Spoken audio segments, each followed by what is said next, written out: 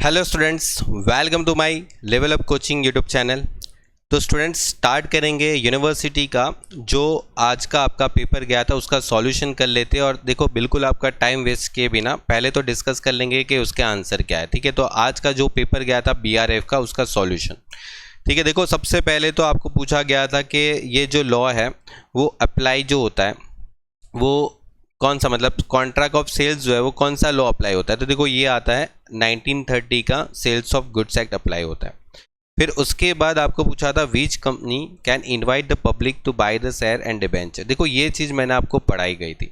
ठीक है, मैंने आपको बताया था कि कौन सी कंपनी पब्लिकली शेयर इशू कर सकती है, कौन सी कंपनी नहीं कर सकती।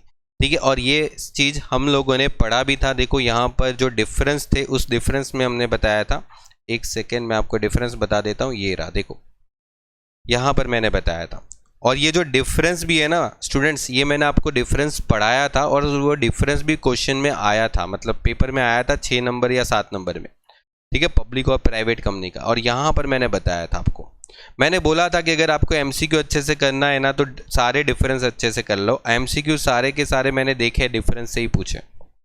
तो यहाँ पर आएगा पब्लिक कंपनी जो है वही पब्लिक को शेयर इश्यू कर सकती है। ओके, फिर यहाँ पर बोला गया है कि 1% कंपनी जो है उसका कॉन्सेप्ट कौन लेके आया था, तो वो जे ईरानी कमेटी ने ये कॉन्सेप्ट को रखा था जब ये 1% कंपनी 2013 के जो नए कंपनीज एक्ट में इंट्रोड्यूस किया गया था।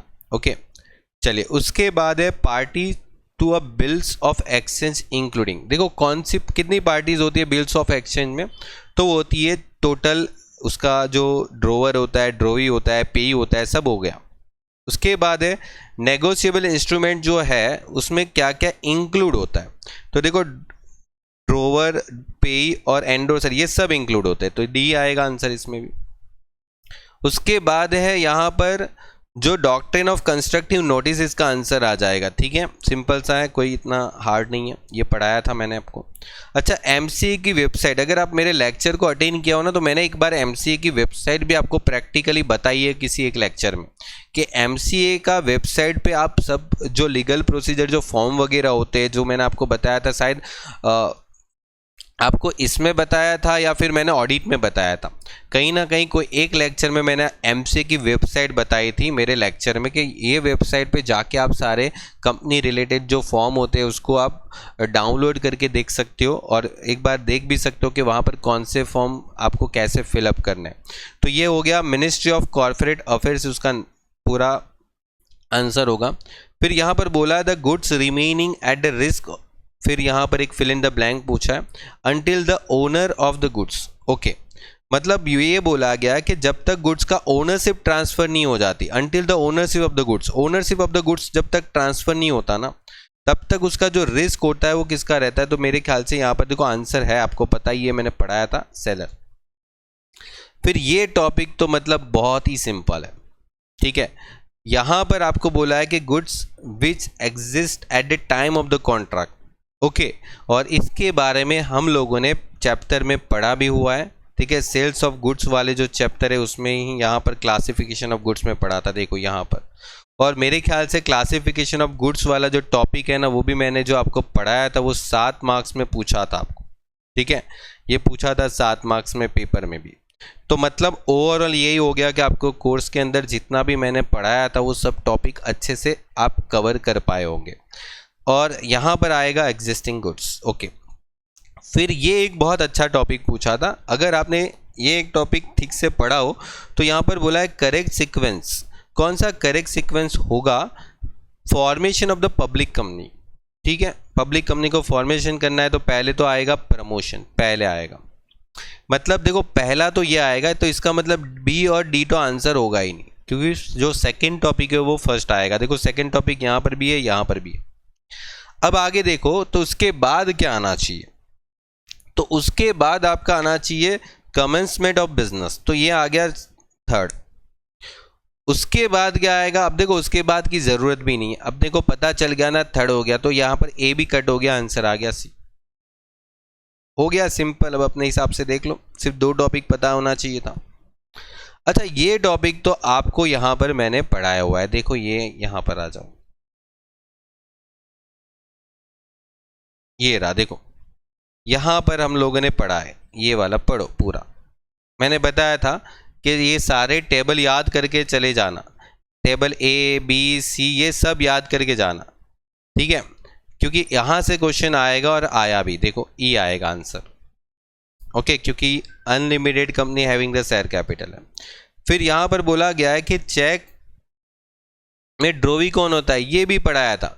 चेक में ड्रॉवी कौन होता है, नेगोशिएबल इंस्ट्रूमेंट में चले जाओ, ये रहा चेक में ड्रॉवी।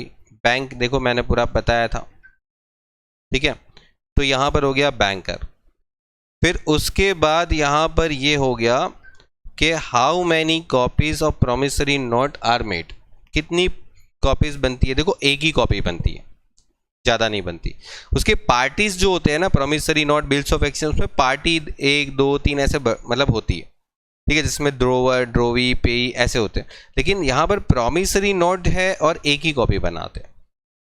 चलिए उसके बाद है, देखो यहाँ पर बोला गया who is responsible if the customer by the product even if it is a found that the product is defective. अगर आपको पता है प्रोडक्ट डिफेक्टिव है फिर भी कस्टमर खरीदता है तो किसकी गलती, बायर की या सेलर की, बायर की। अब यहां पर जो बोला गया है कि share can not be issue by the public company, public company deferred share नहीं इश्यू कर सकती। खत्म आपका पूरा जो एमसीक्यू है वो ये होगा। अब इसमें अगर कोई भी कुछ आपको लगता है तो आप कमेंट कर सकते हो, और अगर लगता है कि सारे सही है तो भी कमेंट कर लेना, ठीक है, और लाइक ज़रूर कर देना। और यहाँ से जितना भी मैंने आपको टेलीग्राम पे कल दिया था उसमें से काफ़ी सारा कंटेंट आया, ठीक है, काफ़ी सारा कंटेंट आया। मैंने जो आपको टेलीग्राम पे दिया था, मैंने जो आपको कोर्स में पढ़ाया, मैंने जो भी आपको वहाँ पर एप्लीकेशन पर भी जो इम्पोर्टेंट दिए थे वो सारे के सारे टॉपिक आपको आए थे। देखो जैसे यहाँ पर एफओबी है, चेक है, ये सब कुछ मैंने आपको बताया था कहीं ना कहीं। और देखो ये रहा पब्लिक कंपनी और प्राइवेट कंपनी का जो डिफरेंस है 7 मार्क्स में आया था। फिर उसके बाद जो मैंने अभी आपको बताया था कि गुड्स के उसके टाइप्स आपको समझाने थे, वो भी आपको 7 नंबर में ही आया था। और ये बिल्स ऑफ एक्सचेंज भी हमने पढ़ा था और उसके एसेंशियल, ये 7 और ये 6 नंबर के कुछ होंगे आपको। चलिए उसके बाद doctrine of indoor management, doctrine of constructive notice, ये सब आपको बताया था, पढ़ाया भी था, और कल मैंने टेलीग्राम पे भी शेयर किया था, वो भी आया था, ठीक है।